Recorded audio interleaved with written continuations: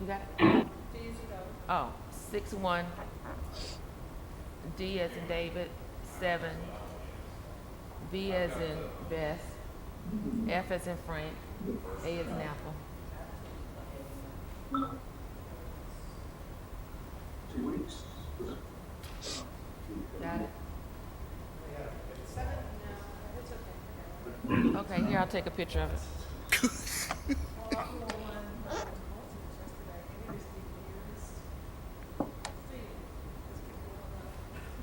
That's right. Wesley Brown.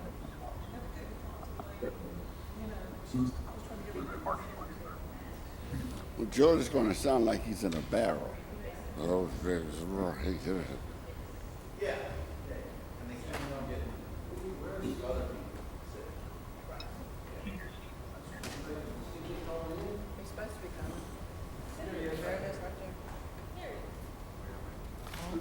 Yeah. Good morning.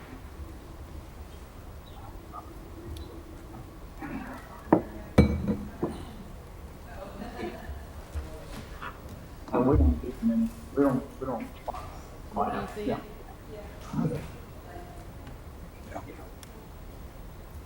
He claims to be.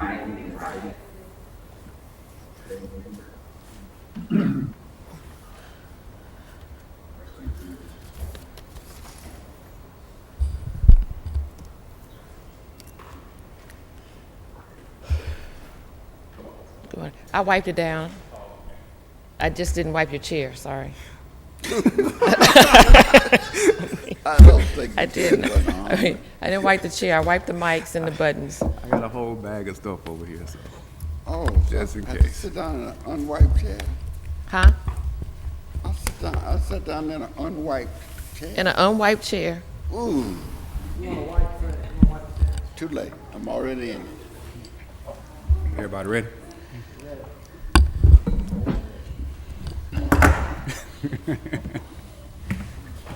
Protected over Oh, there. so, do we have our company already connected? Everybody, stuff. Oh, okay. Oh, okay. Y'all ready? And good morning. Good morning. We're gonna go ahead and start our pre-meeting with now in the hands of our capable city clerk, Ms. Lisa Lambert. Is your You mic on? cut some volume on. Yes. Okay. You're gonna have to bring them closer. We had to do some adjustments, so you're gonna have to really talk into the mic. This is the pre-meeting of the Mobile City Council, Tuesday, April 7th. We have approval of minutes from March 31st. From rock and roll. Moving right along. Okay. Essential COVID-19 resolutions, 08265, approved purchase order to ITS Plus, Inc. for video imaging vehicle detection systems, $18,140. All right, as we go along, can we give the justification for each one of these? Chris kind of gave us what he thought, but in this one, I think the mayor wanted, why COVID? I can't see, who do we have here from the administration? Why is it COVID or essential? Is anybody even here? Anybody? Yeah, Can y'all okay. hear us, Mr. Mayor? Paul, can you all hear us? You got one coming. I can hear you. We did not hear that comment by a council member. Okay, Councilman Williams is asking, oh, John, are you going to? I don't know. To my knowledge, it's not Or- critical. Okay. My knowledge, it's not that critical. The one that is critical, in my opinion, is the toter, which is the waste containers for the trash going out. Ricardo, the question is under the essential COVID-19 resolutions, 08265. Is this COVID related, or is this critical to the functioning of the city? Under essential COVID items, it's on the front page. Right. What's the number? The first one, 08265. I mean, if so, and why? That's just, as we go right down them real quick, before we discuss them. So I can tell you how, I can give you in general why these are here. So when we initially met, the idea was to not only just have COVID, because the state order doesn't just deal with COVID, but it's COVID plus what's essential for minimal government Roger, operation. why is this essential? Well, what we do is we put anything that's public safety, public works, or operational there. Anything that's public works, public safety, we put in essential. And here's the reason why.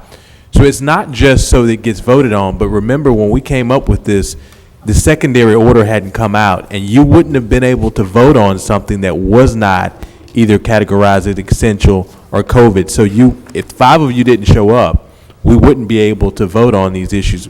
Thankfully, we've consistently had 5 people show up, even as much as today, but you wouldn't be able to get those, and you would just have to wait indefinitely to get something that was necessary for public safety and public works, and we didn't want to do that. I think things are a little bit different now, only because telephonically you can vote on anything that's essential or COVID still, but remember, we just did not want to have it where 5 of you all weren't showing up, and because if one person got ill or one person couldn't show up out of the 5, then we would be in a situation where we couldn't order things that were related to public works, public safety, or operational, which we categorize as essential. Is there anything else that's not public safety, public works, or operational? I mean, that's the only 3 things we do in life. Let's take them one at a time.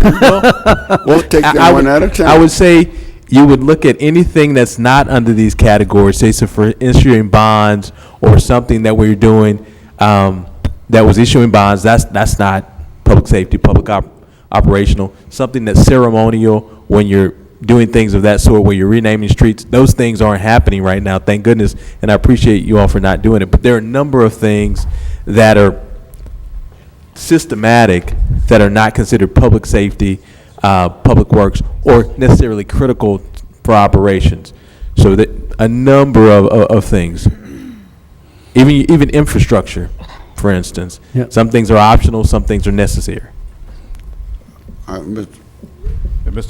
Richardson? I think we're ready to move on. I think Mr. Richardson, I need you to speak all the way into the mic. it's near my lips. No, not even close. Yes. I'm not Get really kissing the close mic to now. it, Fred.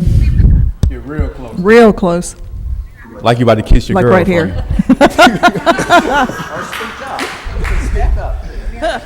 We have got Bad an example. explanation. We've got an explanation, and I think it's time for us to move on down the agenda.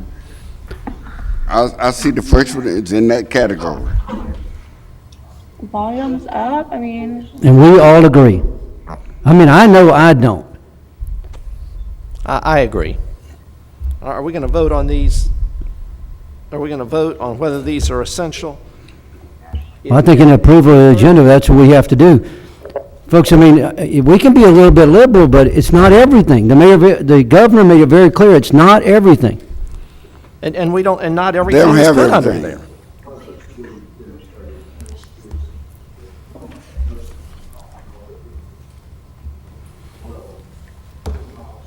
So, Mr. Chairman, do you want to have a voice vote from council members to see if we have 4 council members that say, Still got to be a majority. No. You don't? Remember this, if this is under essential or COVID, everyone can vote. Everyone, okay. Right. They can't vote on the agenda. That's where it gets into, we got Mr. Payne here saying he doesn't think it's critical. And then we have the attorney says it is. Could I, Mr. Davis? could I ask our attorney on these votes we're going to have on whether an item is COVID or essential? Does that require just the people who are in this room, just the people who are in, or can the people that are calling in vote on that too? all of them can vote, all 7 of us? Well, I just texted Matt and asked her. to I would text say that on this particular category, let's say nobody was here. We were all on the whatever this thing is called, Zoom. You would be voting on it then. Right. So I think for that category, everybody could. For the rest of the category, you couldn't. Yesterday. Right. So you gotta, it's sort of like you're adopting two agendas, I guess. But this particular item was in public safety, and to me, it sounded important, but I have to admit, I don't know what it is. So it's really, if the administration thinks it needs it right now, to keep normal operations going, I would say yes. If it didn't, that's fine too. I'm about to ask the attorney, so is it possible that at our 10:30 meeting, once we weigh the rules, and especially for the essential items for the other two council members can vote remotely, can we vote at that particular time to say this would be essential and that would not be essential, and all 7 council members have a chance to vote on that? And then from here on, you and the city attorney can get together and decide what would be essential. You have to adopt the agenda. I would say 2 votes. 1, to pick whatever goes in that category, and 2, to adopt the agenda in general once that occurs. And I would also, I do think it'd be good for a consensus on going forward. How do y'all want to come up with this list or whatever? There's some people on the phone talking. Who's that? Yeah, That's the one thing. They can Yeah. speak. yeah, we That's- we can hear you guys on the phone. Paul, you all are going to need to mute. We can hear you talking, and this is being live streamed. Oh, there's someone. That's not Paul. That's not Paul. She's trying to talk, I believe. Yeah, that was Lindsay, I think. Hey, Lisa, good morning. Good morning. Okay, now we're communicating. Good deal. Okay. So we got, what I heard our attorney say is that when we get to the 10:30 meeting and we get to the adoption of the agenda item, the first step will be to vote on whether these items are essential or COVID. And then once that's resolved, vote on the agenda itself, right? Okay. But, Mr. Chair, I would think that voting on whether or not these are essential, would that not mean only those of us who were in this room could vote to No. determine? No. Or is that an everybody thing? Everybody. Oh, okay, Because it really doesn't make any sense. I mean, if we're going to start meeting off-site, yeah. then all of us have got to be able to vote on this. It'll be the. Just Right. asking for clarification so that we know what we're doing. Yeah. But let's just look at it. We had Mr. Payne come up here and tell us that the first one, he didn't know why it was there. I didn't make up those words. And then the second one, we hadn't heard anything. We don't know if it's needed right now, or if it's an extra part. He said that the lids and hinges on the trash containers, he thought was critical. Now, I'm not trying to put words in your mouth, but how do we get down to $240,000 contract and a transfer of money being essential? And I know that we need to do the stuff down on the Parkway, and CJ's worked harder than anybody is improving that place. But I just want it to be, I want us to do what's right. I got nothing to gain by this. I'm not up here trying to trade one for another. And if we can say it's, that everything that has the word police or fire on it is essential, and the majority agree on that, I just think we're going down the wrong road, but I'll just sit over here and vote no, and then we'll just go on and vote.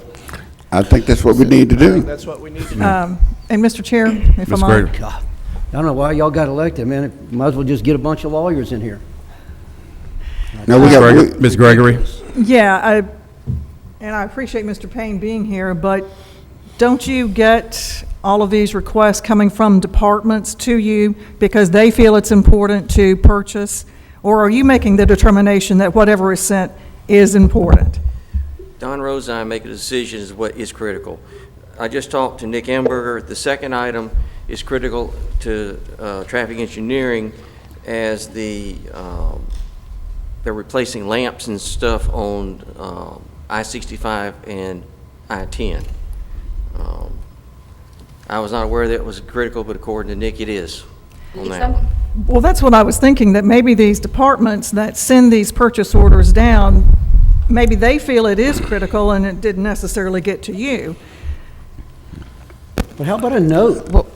How about a note that says it's critical because, guys, when we waived the rules, we did that very same thing. Every time we waived the rules and took up something immediately, we said, we need to do this because it is urgent that we do it because.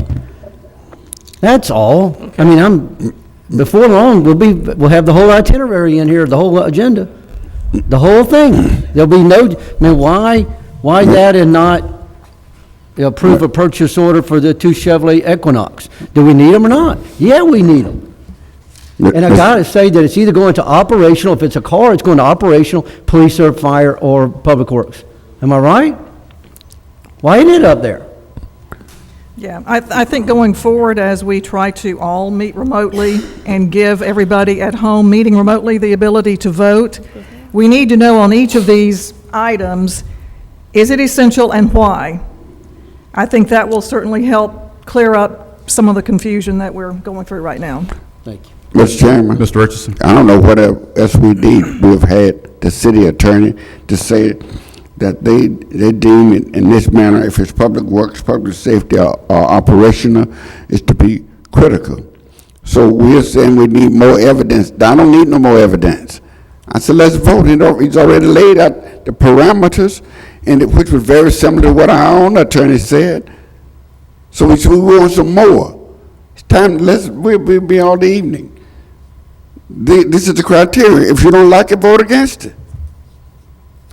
Okay. We can debate this all. We don't need nobody else up here trying to explain anything else to us. The criteria has been laid out. If you don't like the criteria, vote no. Anybody else? I do have one question. I guess we need to get consistent on also, is that are we going to have next Tuesday, are we going to have a pre-meeting before we actually meet at 10:30? Well, we have a virtual pre-meeting. Yes. Yeah, We will. Okay. that's my opinion. yeah, we may as well, sure. Okay. All right. Just getting clarity on that. Okay. Mr. Vice President, Mr. Days. I think it's important to point out that that the City Council is entering new territory with respect to these virtual meetings, and it's going to look very clunky for a while until we kind of work things out, and so I would just ask for everybody to give us some breathing room until we get, as I say, all the kinks worked out. We're working hard to do that. Our staff is working hard to do that, and thank you very much. Ms. Rich? Ms. Rich? Ms. Rich? Uh-oh. I think the connection, hold on, the connection is, they installed new Wi-Fi in here and the signal is not good. Ricardo, we gotta get this fixed. She can't vote anyway, so.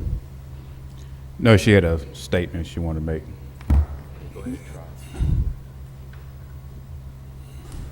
We can come back and get her.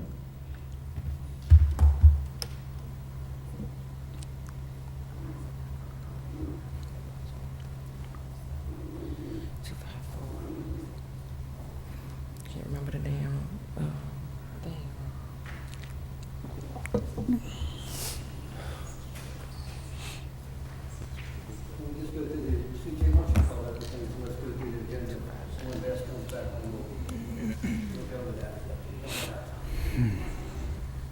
Yes.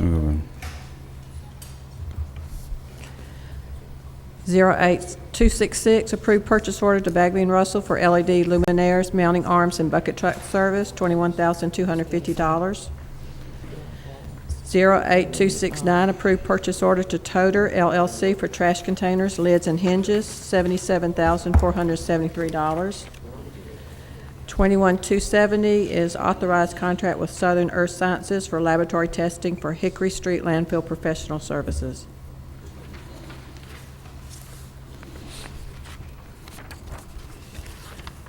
$21,271, authorized service contract with All Florida Mechanical Services for HVAC maintenance and repair at various city-owned buildings. 01273, authorized agreement with PFM Financial Advisors for financial advisory service not to exceed $25,000 per year.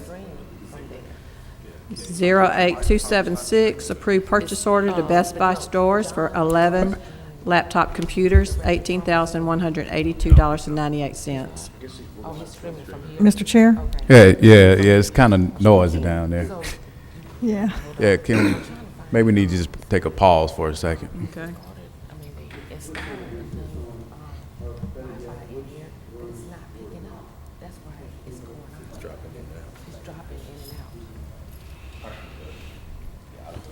Which were not on there.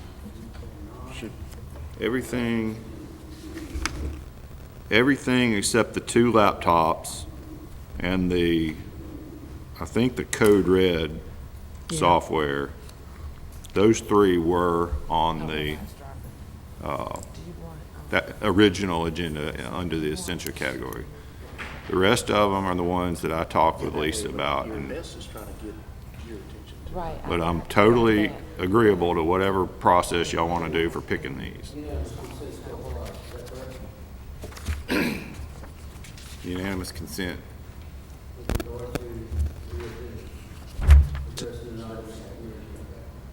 I think on the,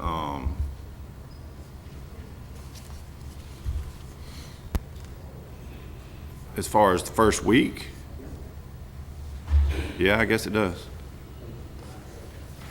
And just to be clear, 76, 77, 78 were not on last week's agenda.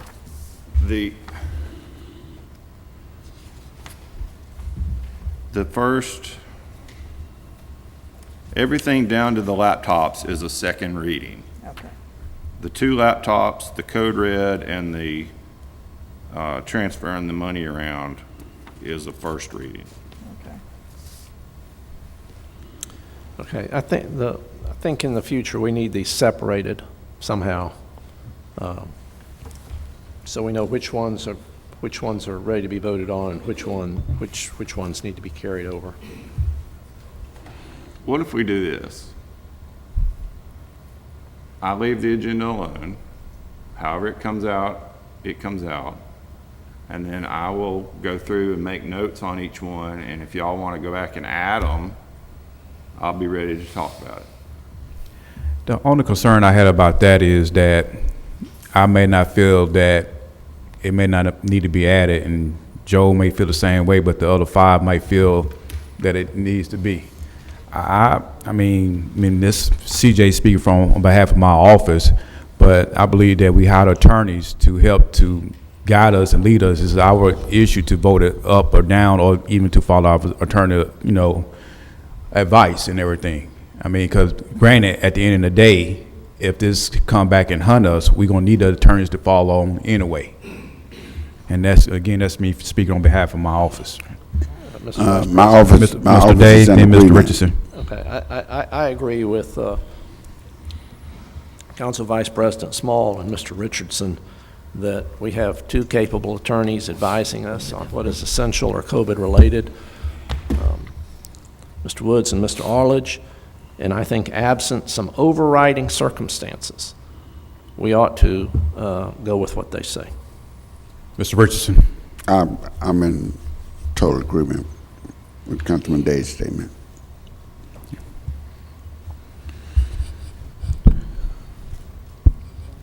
Are you ready? Yes. Yes. Can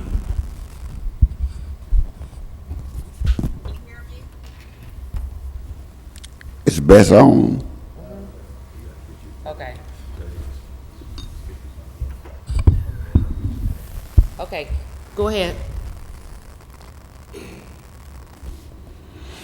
Speak now, forever hold your peace, Go ahead, Bess. Bess. No, I think they've moved on too much from what I can tell. So I was just going to lobby for the senior center in CJ's district staying in as a basic city service. Being recreation is very basic to our citizens. So I think it's essential to keep that moving and not stop the progress that he's made to date. So I'd like to support it, and I wanted to weigh in on that. I don't know if they've moved on. Mr. Vice President. Mr. Days? What I'm about to say should not be taken as criticism of anyone, but we need to get the technology of this worked out. And if that means, my own personal opinion is, if that means that we need to hire someone to come in and work it out, if that means we need to ask the county to, and I don't know where the difficulty is, but we've been trying to work it out for 2 or 3 weeks now. And again, it's not criticism. I just think we need to take whatever steps are necessary to enable the council to meet virtually. If we could get the administration to contact Scott Kearney and IT, they installed the Wi-Fi in here and it's not working, and it dropped.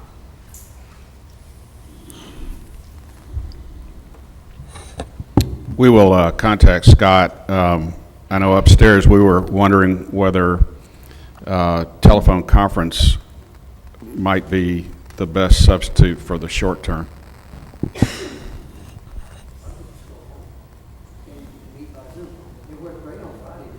Yes.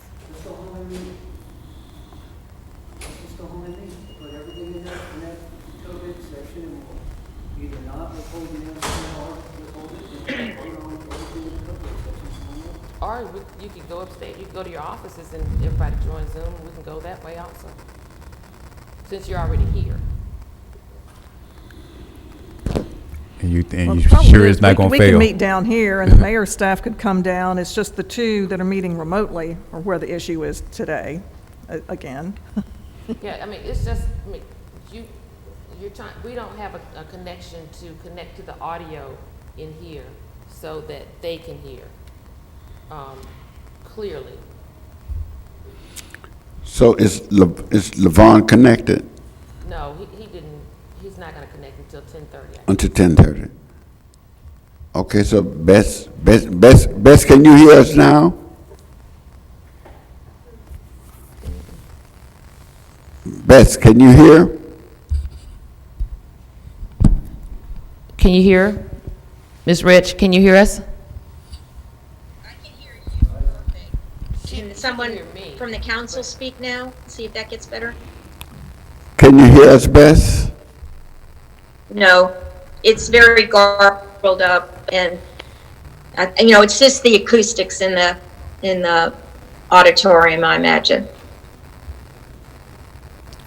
I tell you what, let's just go ahead and finish the pre-meeting, and then once we're at the pre-meeting, we can just decide, well, we're going to go to our office and do Zoom, and then if it's successful, we can do it there. If it's not successful, we can just come back down here for 10:30. Good idea. Lisa, Yes?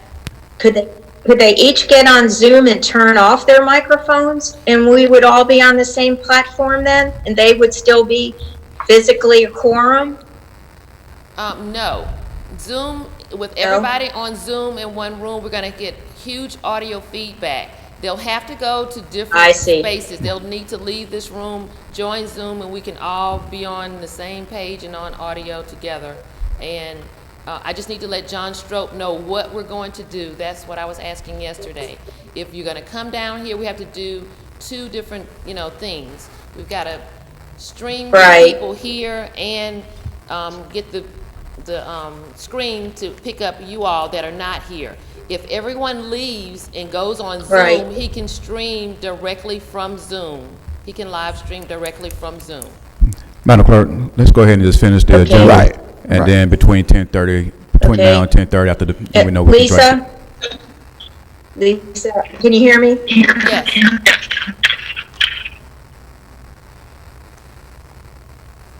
Mary Ann, go ahead.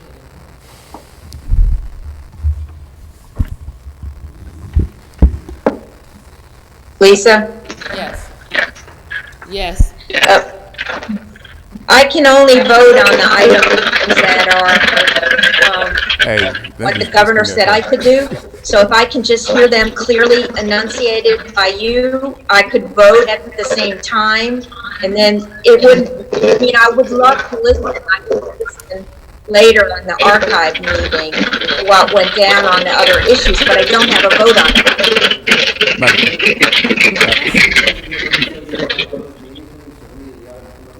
Yeah, we're not voting now. Yeah, we're not voting now. Yeah, but we're going to try to work it out between now and 10:30. Madam Clerk, can we move on? Okay, Mary Ann's good. Okay. Would you like me to start with appeals? Yes.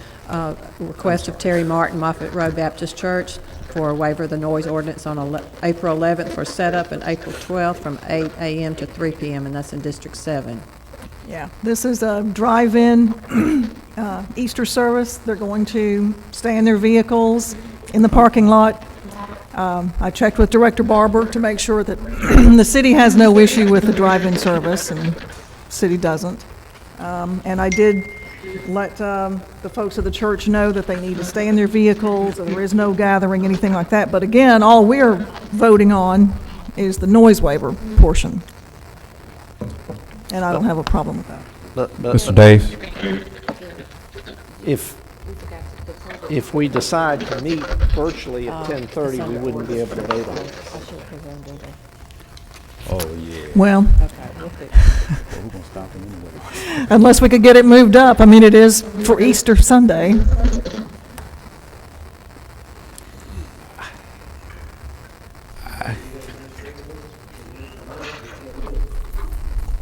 Yeah, and Can we vote on it right now? At the 10:30 meeting. So what's the problem with 10:30, Joe? Because at 10:30, we can't vote on anything, if we meet virtually at 10:30. In other words, we all go upstairs. Mm-hmm. Well, then we can only vote on essential or COVID items, and this is not an essential or COVID item. Okay, no. Hold on, the city attorney has something That's to say. not true. Oh, I thought you had something. Oh, As long as we have 5 council members, we can vote on anything on this agenda. we'll hear from our attorney. The trouble with the Zoom idea is that the meeting was noticed as a regular meeting. We didn't tell everybody it was going to be a Zoom. So you kind of got a little notice issue with that. And you got 5 people here. I think, worst case scenario, we could stick the phone on top of the counter like we did last week. Okay. And let them vote on the essentials and just be done with it. We just meet here at 10:30. Okay. I agree with that too. That's right. Public hearing, today is a public hearing to consider approval of certificate of public convenience and necessity to Tequila Smith doing business as Merry-Go-Round Transportation to operate a shuttle service. Presentation of petitions and other communications to the council. We have no one signed in. Ordinances held over. 64004 is rezone property located at 605 Texas Place. A month ago. February 4th. This is the one, is this the one that, the Baptist Association? Yes. Will we have people coming to speak? I understood that there were some people who were I think interested so. in. Supposed to be a guy that's gonna call me, and I was gonna put him on the mic. And there's a lady from Sharon Wright that wants to speak also. Yes. She gonna call me, or she, No, she's physically. Mhm. this guy can't come? By doctor's orders. So he's gonna call me. You don't put him on the mic. I'm sorry, I'm not using a mic, but I talked to Sharon Wright yesterday, I talked to Levon, and there's a gentleman that wants to speak at our meeting, and I told him that he's got doctor's orders that says he cannot come in, cannot leave his house. I don't know, I didn't ask the details of that, but I told him I told Sharon Wright if he called me or if I got a number or text from him, that I would put his phone call up to the mic and let him speak to the council. Roger? Okay. And I think we all got an email from Levon this morning. Did y'all all see that, about this? What's his position? He is opposed to it. He wants us to deny it, is what he said in the email. But y'all can look and see if you got it. I saw it just as I drove in this morning.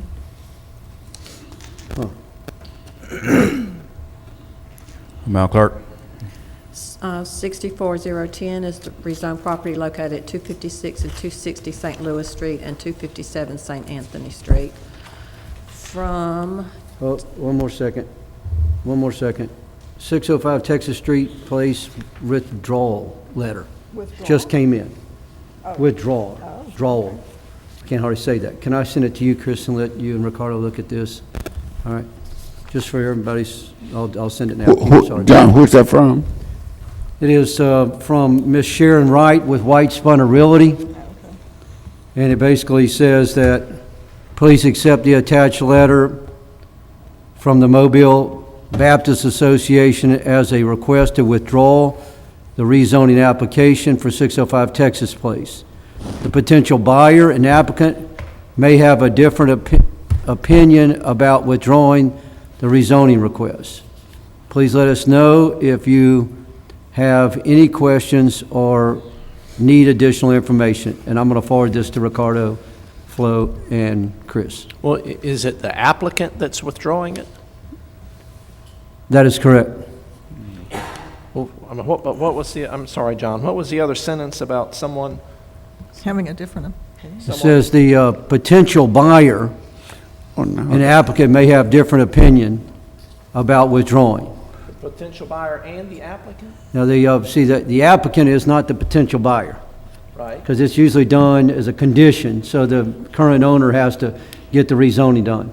And so this is, let me send it to the attorneys and let's see what we got. Whoever applied for the zoning, if they are withdrawing, then we can withdraw it.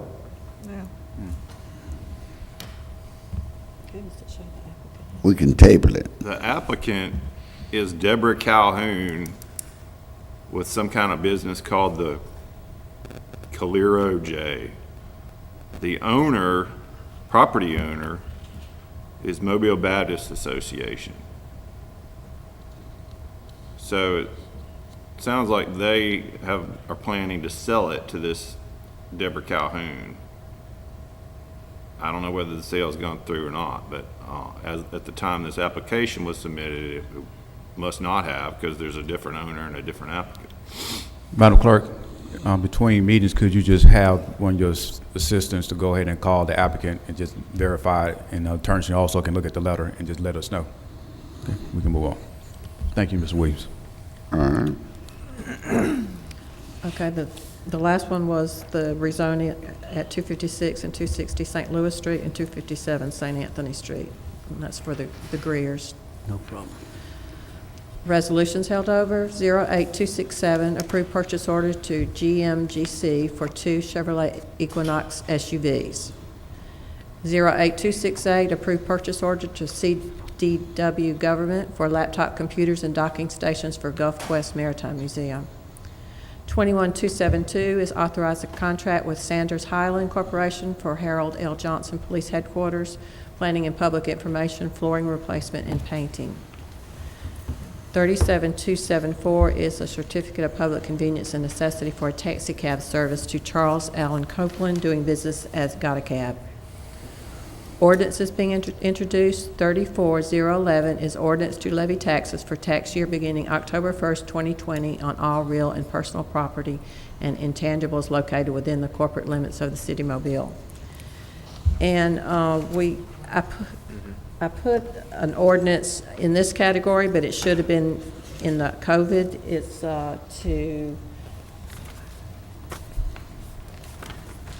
to enforce a stay-at-home order and public safety curfew for the city of Mobile during the COVID-19 public health emergency. So that should go under the COVID category. Mr. Vice President. Mr. Days.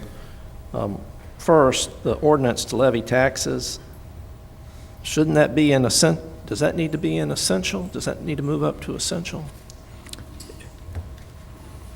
Because if we don't, if we don't meet next week in person, as I think we're not going to, then we would not be acting on this for a month or so. But it's definitely an essential purpose of the governing body, is to levy taxes. Yeah. So I think that my suggestion would be to move that up to essential. It'll lay over a week, and then we can vote on it next week. I'm not for laying nothing over. If it's essential, let's vote. All Mary Ann and them got to do is retype the agenda and put it up there. That's all they got to do. Mr. Woods? No, so I think Mr. Davis was asking, Mr. Chairman, Mr. Davis was asking about levying the taxes. And I think the point that he is making is if we don't either move it, one, or vote on it today, then you'll be waiting an indefinite amount of time to vote on that. This is something that you all do every year. It's as a matter of course. The clerk puts it on the agenda, and it's your power to levy taxes in the corporate limits of Mobile, which is how the city derives all of its revenue to ultimately provide services to the citizens. I mean, it is the core function of how we collect revenue and keep things operating. So there are two choices: either add it and hold it over, or vote on it today while the five of you are here. But either way, It's you okay with voting? It's absolutely routine. Yeah, okay. I mean, it's a consent resolution. I mean, yes. Let's just waive the rule on it and vote today. Flo, did you? I was just going to add that there is a statutory deadline for levying. That's. And the levy has to get over to the revenue commissioner, so it is essential that the levy be adopted in time. I think what we've agreed on is we'll just waive the rule and take it up today. Right. And then the second thing was on the Taxes. second one, the enforcing the Curfew. curfew. I'd just like to know, is the public safety director here? Was here earlier? Yeah, I have some questions to ask them too. Fine, except that it seemed like to me that the fines, $50 first time, $100 the second time, were awful low, and that I mean, it cost, $50 fine is going to cost us more than that to collect the $50. And so I was just kind of curious where those numbers came from, and I know that some of my colleagues think they're just fine. It's not a really big deal. I'm just kind of wondering about it. Oh, that was with some discussion with some of the council members, but we have submitted, and I did email a secondary copy of the ordinance with the alternative of $100 and $200, $100, $200. So the initial submission was for $50 for the initial violation and then $100 for subsequent.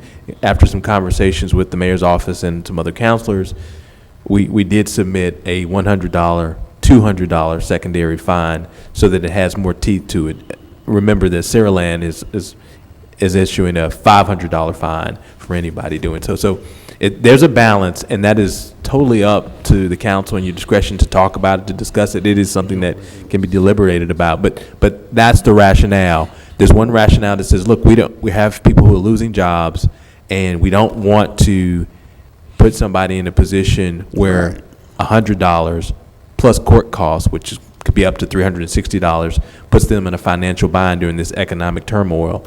And then two, we want them to take it seriously. So it's a balancing act of how serious do we as a city want it to be versus not wanting to be overly punitive for somebody who gets one of these tickets. So that's where that came from. Well, if they are cited for a violation and the fine is $100, let's say the fine is $100 and they pay the fine, do they still have court costs? That's one of the reasons that we're doing it this way. No, sir. So remember, one of the reasons that we're taking this up as an ordinance is not just because you have to on the curfew, but on the statewide order, it gives you a way to uniformly handle these, meaning our officers can write a ticket, give that ticket to the person, they can pay the fine, and three things happen. One, they pay the fine, they never have to go to court, the officer doesn't have to arrest them and put them in the car, and they don't have to go to Metro. But they pay the fine, there's no court cost if they pay it before that court date. You're correct. Okay, and if, my last question is,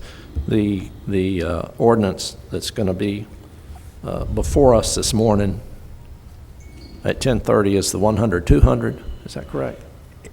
You have both versions before you, that's completely up to you We'll all. add. But I would ask, and the mayor has had this conversation, that we go with the larger fine, the 100, 200, just so it's taken seriously in comparison. So, but that's a deliberative item that's up to you all and up for discussion. Mr. Chairman, Mr. Richardson? I'm not that much concerned about the city making money. I'm concerned about compliance. Right. I think the overall thought is that they would comply if we put a fine on them. I don't have anything against going up to 100 and 200, but I don't want us to vote because the city's not going to make any money. Oh, yeah. It has nothing to do with no making money, how much it's going to cost us to do that. We're seeking compliance. We hope we don't give anybody a ticket, that everybody out there will comply. But I like the new recommendation. I would go with the first one, but I can go with the second one too. We're 100% focused on compliance and this is not a revenue generator. Mr. Chair? Ms. Gregory? For these citations, if someone or a group, whatever, someone, I guess, on curfew, is found to be in violation, will the officer explicitly always write a ticket? Because there will probably be people out there who will think that, oh, they'll just warn me and I can go on my way. So in order for everybody to be compliant, we need to know for sure if somebody is found in violation, are they going to get a citation? So the short answer is 90% of the time if they comply, yes, they're going to be able to just move on. If they don't comply, then they're going to be given a ticket. And if there needs to be a next step, then you're absolutely, the third option is to actually place them under arrest and take them in. But typically we're not trying to do that. We're trying to avoid that as much as possible. And as Mr. Richardson said, compliance is number one. We hope we don't have to write any tickets. But think about this, and the public safety director made this comment. For instance, when you find a group of 10 people who are not doing one of the essential items that we've talked about, they're not going out to get groceries, they're not dealing with a medical issue, they're just out hanging around, and they don't disperse, then that officer can immediately write those tickets, and those tickets need to be something that makes them think twice about milling around and congregating when they're not supposed to. Mr. Vice President? Ms. Williams? And this is one for the experts, and we just happen to have the Assistant Chief here. Would it clog up the system, or is there a possibility, an option, that when we warn somebody on one side of town, that the whole town knows about it, that is all law enforcement? Because you warn somebody and they go home, they comply. That's what we think. Then they break up and they go to another place where somebody else gives them a warning, they break up and comply. And what we're trying to do is get compliance, as Fred said. Is there a way for us to know that we warned them and told them to move on? Well, I would say that they're not likely to move from one precinct to another. They're going to be in the same precinct, and the same officer is going to be the one responding and be aware of that on the radio when they call them back in. So they're like Mr. Wood said, elevated. We want to try to get compliance. We're trying to get them to move on. We've been successful in doing that up to this point. And then you move it up to the next level if you keep calling in. But how are you going to know if you caught him? What if it's the next beat officer? Yeah, he's talking about some sort of database, I guess. Well, they're moving around like it's communicated between the commands, and the supervisor, the on scene, will be talking about these cases. So you'll have a supervisor that'll say, hey, we had this Friday that we broke up on X, Y, and Z street, and they're going to be aware of that as a debrief and on Okay. Yeah, I personally experienced something on last evening, and I guess between the city attorney and assistant chief, maybe you all can answer it. Last evening around about 11:15, I got a message on Messenger, and somebody told me to check it, and I usually don't check Messenger. And there was some youth that was out around about 9:30 on last evening. They was fighting and shooting in my district. And pretty much the old curfew, from my understanding, that during the weekday, the youth was able to, the curfew was much earlier, like at 8 o'clock. And then on the weekend, they ran it a little bit later. Is it possible that we can do the same thing with this one? Because again, this is just April, and it's not July yet. And the hotter that it get, the more worse it's going to get, you know, not just in my district, but really throughout the city. Because you still have, 9:30 at night, these kids was out fighting and started shooting in the community. And this is just the beginning. They ain't gonna have nothing to do, they're bored, and they're gonna find more trouble. That gonna have to be addressed, you know. So the answer to your question is yes. And one of the reasons that we're doing this is to go ahead and get in front of things like that, knowing that we have the tools based on what happened Friday. So the answer to your question is yes. Right now, the current curfew time for, you have a stay-at-home order, and that's keeping everybody at home unless you're doing the essential activities. But curfew clamps down at 10 o'clock, and that's for everybody across the board with the very few exceptions. So almost no one should be on the streets of Mobile after 10 o'clock. And if the council wants to do something later on at a later date to adjust that and deal with minors, that's acceptable. Right now, the current curfew, the one that you have in place, not the one you're voting on today, only deals with downtown. But if the council needed to expand what we're talking about today, that is more than possible. But we're gonna need the experts to pretty much to guide us through this situation. Because again, this was the first, and the message that came to me last night, a message is talking about it just started, you know, like it's just the beginning, that this is about to happen. Not too sure what you heard, did you hear me, Director Barber? But last evening I got a message around about 11:15, 11:30 to check Messenger on my phone, on Facebook, and it was some youth in the district, they was fighting, and then they went from fighting to start shooting around about 9:30 on last evening. And my question was, is it something that we can maybe, you know, earlier to enforce the curfew or make it more tighter for the youth to be at home, especially when the sun goes down? Because again, the message that was given to me last night was this is just the beginning. This is just April, and you know, we got July, and those kids are bored between, you know, March to August, you know, and it's, you know, they're gonna find more trouble to get into. And again, in my constant already get calls about shooting already throughout the district, especially in a certain area. But this now that the kids don't have anything to do, no school, and especially might not have any guidance at home, it's something that we might need to look at this curfew a little bit more tighter for youth to be out especially after dark, you know. And so I guess your question is that should we have a separate curfew that deals with juveniles? Yes. In the city? And I think we can look at that. I don't think it really prevents us from going forward with what we have today.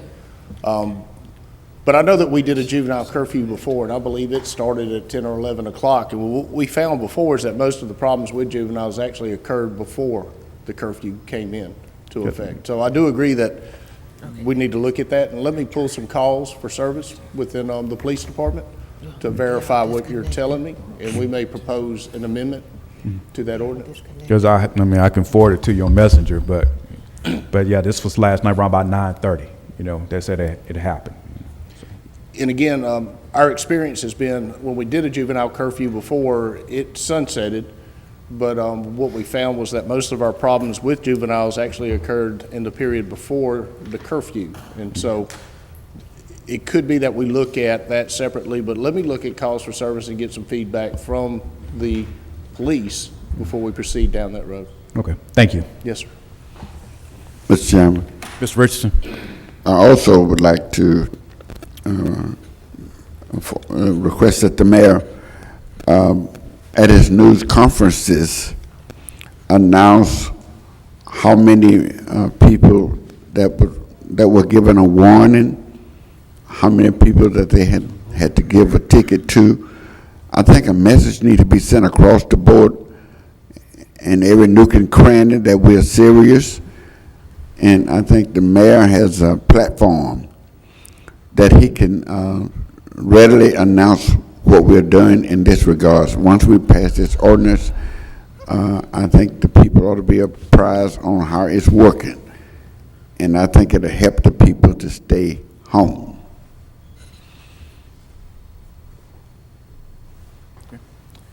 Madam Clerk. Consent resolutions being introduced. 37280, recommend approval to the ABC Board for issuance of a retail beer table wine on-off premises for KL Market on Cody Road, Suite E. 37281 is recommend approval to the ABC Board for issuance of a restaurant retail liquor for Yummy Crab Seafood Restaurant on Mont Lamar Drive. 37282 is recommend approval to the ABC Board for issuance of a restaurant retail liquor license for Gwen's House on 4940 Government Boulevard. 58283, add tailor-made lawn care to the list of private contractors to abate properties declared public nuisances. 60284, determine appropriation to Delta Resource Educational Association of Mobile serves a public purpose and approve payment, $750. CIP resolutions being introduced. 21285, authorized contract with TAG, the Architects Group, for Tremere Park, concession and restroom renovations, $36,035. 01286, authorize a cooperative maintenance agreement with USA Health University Hospital for beautification of Mobile Street, $30,000. Resolutions being introduced. 08287, approved bid award to Gray Bar Electric Company for streetlight poles and arms. 08288, approved purchase order to Gray Bar Electric Company for video components for Central Events Precinct, $21,393.12. 08289, approved bids from Fleet Safety for upfitting police vehicles.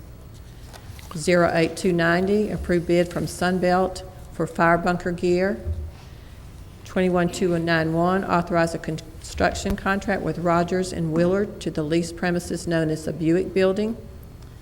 And 37292, approve a certificate of public convenience and necessity to Tequila Smith, doing business as Merry-Go-Round Transportation, to operate a shuttle service. And you've been asked to add one, is the right-of-way, accept a right-of-way deed for permanent easement between the City of Mobile and the Illinois Central Railroad Company. And I think this is in connection with Ziegler Boulevard. Yes. Can you explain? Yeah, I think I can halfway do it, but as Nick is here and Flo is here, this is something that came down. Flo sent us Oh, yeah, right away. an email about this came down 11th hour. This is basically just a different form. We've already accepted the easement, but this is a different form that, because of all the delays, we've got to go back and do a different form. I would like to request that we can vote on this today rather than laying it over, because next week we may decide it's not essential, and that will set Ziegler back I don't know how many more months. And we've got crews out there working now to finish up some utility work, and we really need to get this project going. Flo, if you'll explain. Yeah, you got it right. Oh, okay. Councilwoman Gregory, the council had accepted a permanent easement. Actually, back to square one, on this project for the first time, AlDOT asked the city to deal with the railroad and get the permanent easement. As you all know, may recall, that wound up taking years. Then when the easement that the city acquired got to AlDOT said they didn't like the form that the city used. They wanted to redo the easement. So this is the redone easement, but bottom line, AlDOT is saying they will not bid the project until this easement is accepted by the city council. So it's been a lot of extra work for nothing, but hopefully it won't happen again. Yes. Yeah, I would like to say, and I'm not trying to call out my colleague, Mr. Williams, Yeah, but you know I love you anyway. But possible, and I support Ms. Gregory because this Ziegler Boulevard been the talks for ever since I've been on council and before, that we can just probably go ahead and look at this resolution. And also, I was Let's do them all. Yeah, that's what I'm about to get ready Let's to say. do the We don't whole know. agenda. If you got anything out there that's 99% done, Ricardo, That's what I'm about to get ready to say. 97% done. Let's get it added and get it on. Let's do the whole agenda Because because we never know when we're coming there's back. non-essential things that are just sitting on a shelf that are 98% done, waiting on the right form. Let's go ahead and and get them here and get them voted on. We've got about a half hour for that. I am going to withhold unanimous consent on the $240,000 contract. The rest I'm going to let go, although I disagree. I think we need to prepare for next week. But the $240,000 HVAC maintenance and repair is not, it's just simply not in the right spirit of everything. So it should not be in COVID or essential. Thank you, Mr. Williams. Yep. Do we have any, anything from the council? I just, Mr. Vice President, as long as Mr. Amberger and Ms. Kessler are here, I'd just like to say that I'm absolutely delighted that there are no railroad crossings on McGregor Avenue. Yeah, and we're not done yet, so, you know. Yeah, because they're all in District 1. Anything from the administration? If not, we'll see y'all at 10:30.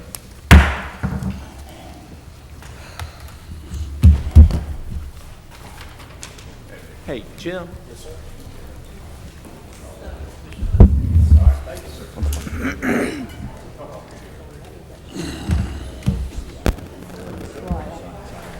I moved it.